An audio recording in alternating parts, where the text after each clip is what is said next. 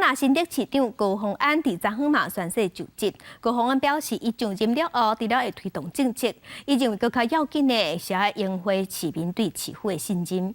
而且伊嘛讲，伫选举期间，伊对媒体所提出的告诉会全部撤销。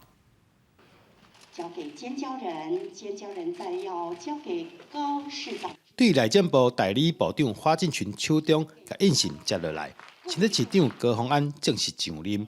伊特别感谢超过98000的市民，予伊机会来为新竹市服务，表示会针对公共工程的品质、时间过程等等，重新来检讨。交通的问题，还有公共污水道建制比较落后的问题，包含像是一些我们在建的建设还没有完成的公共工程，我们会在兼顾品质还有财政纪律上，我们会尽速来加速完成。既力当济天下利，求民当求万事民。我想这是一个非常重要的一个精神。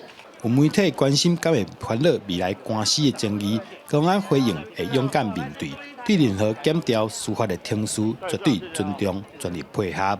勇敢的去面对，然后对于任何的检调司法的程序，我们都绝对尊重、全力配合。那对于新竹市政，我绝对也不会浪费每一分每一秒，全力的来拼新竹市政。